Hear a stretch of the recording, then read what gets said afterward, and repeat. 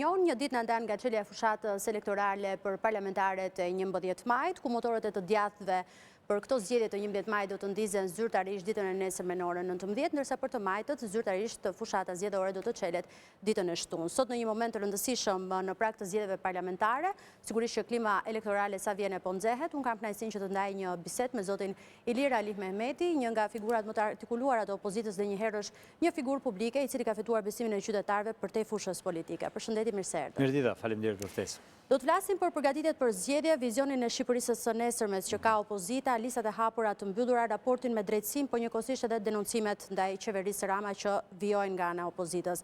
Zoti Ali Mehmeti, si po përgatitet Partia Demokratike Aleanca për Shqipërinë Madhështore në këto zgjedhje për këtë fushatë elektorale që çelet zyrtarisht ditën e nesërme?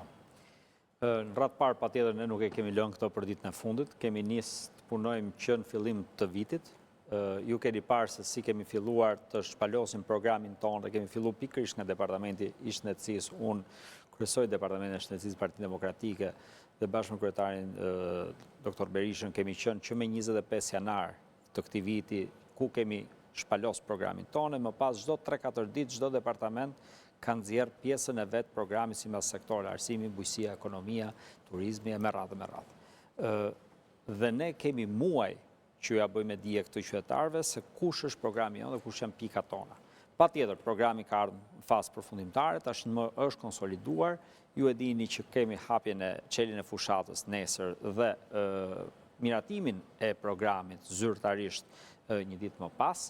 Dhe ky do jetë programi që ne do i ofrojmë qytetarëve. Por që në fakt neve nuk e kemi nisur as sot, as para jave, po e kemi nxjerrë prej muajsh. Zoti Berisha ishte rezervuar për ditën e nesërme, tha që do të ketë surpriza, nëse mund të na zbuloni diçka ju përse përket. Po nëse ka surpriza zoti Berisha do t'i nxjerrë nesër, besoj që përgjigja është brenda pyetjes. E dyta janë figurat, janë njerëzit. Pra, cilit do jenë ata, cilët do mbështesin dhe do të bëjnë të mundur që ky program jo vetëm të jetë i besueshëm, i realizueshëm, por të realizohet me të vërtetë.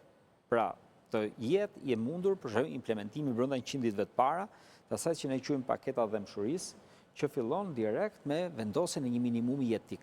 Pse dua ta stresoj këtë pjesë, dua ta nënvizoj dhe ta theksoj shumë fort.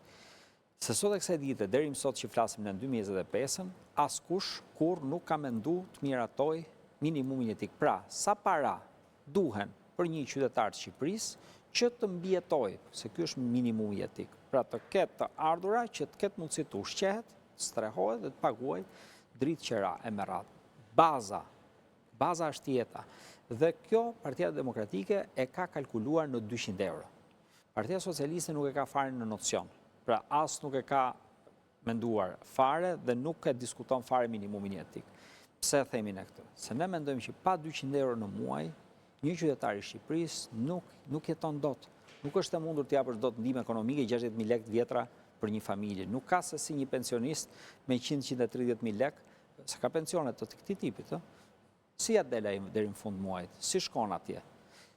Detyrimisht e ndihmojnë dhe tjerë, përndryshe ai s'ka asnjë mundësi, është kushte. Ka pa mundur të mbijetojë. Absolutisht, jemi duke folur që ne nuk mbështesim dot as jetën në këtë Shqipëri. Kështu që kjo do ndodhe duke qenë se është diçka emergjente, duhet ndodhë menjëherë.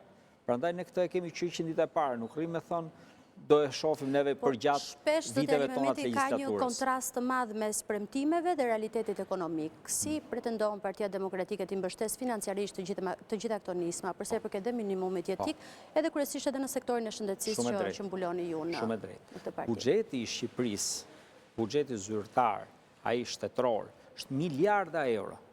Dhe si ti e shpërndan buxhetin, është pastaj prioritetet që ke. Nëse ne kemi prioritet të mbështesim jetën dhe të mbështesim shëndetin dhe të mbështesim familjen, këtu do i fokusojmë një pjesë të mirë të këtyre shpenzimeve buxhetore. Dhe jo në vende të tjera. Heqim gjithë pjesën abuzime tjera, taksimet pa drejta, rrugët që na kushtojnë 6 fish krahasim me Europën, koncesione abuzive. Hiqin të gjitha këto. Ka një buxhet goxha të madh Shqipëria dhe nëse ky buxhet nuk shërben dot për të mbështet jetën dhe familjen, po për çfarë na duhet pastaj ky shtet neve? Duhet të jemi shumë të qartë këtu. Prioriteti është jeta. Po të mos kesh jetë, të gjitha të tjerat pastaj janë kot. Pse themi ne shëndeti është i pari? Sepse pa atë, të gjitha të tjerat janë kot. pse themi ne familja është baza çdo gjë? Dini juve ndonjë shtet në një vend të botës që nuk ka nocionin familje? Ne duhet ta mbështesim familjen, se pa familje nuk ka komunitet, pa komunitet nuk ka shtet. Gjitha diskutimet tjera janë të kota. Pra ne do shkojmë në rrojnë, në bazë, ke gjërat që funksionojnë, ke gjërat që ne dim që duhen mbështetur. Dhe në mënyrë absolute ky shpenzim do bërë, se nuk është, unë madje kam ngurroj dhe ta quaj shpenzim. Është fiks donacion për jetën. Ne këtë e kemi kushtë domosdoshëm për ta bërë. Duhet ta kishim bërë dhe përpara. Vini theksin pra të një rialokimi të gjithë burimeve që duhet të shfrytëzojnë. Qeveritarët shqiptarë duhet ta kishim bërë dhe përpara. Pastaj hajde le të diskutojnë ato nga ana teknika, janë kaq para apo aq para, po që duhet bërë dhe minimumi etik duhet saktuar me ligj dhe pastaj do rishikuar vit pas viti, sepse ndryshojnë kushtet. Kjo është çështje pa diskutueshme. Neve kemi një minimum etik për ta vendosur në Shqipëri me ligj. Partia Socialiste e kundërshton dhe nuk e bën këtë. Pra, ky është rreth parë elementi parë. I dyti, do jetë qartësi për biznesin. Mos harrojmë që ne me parti e djathtë, ne mendojmë që është aktiviteti, le të themi, privat, ai i cili e çon përpara shtetit, që është motor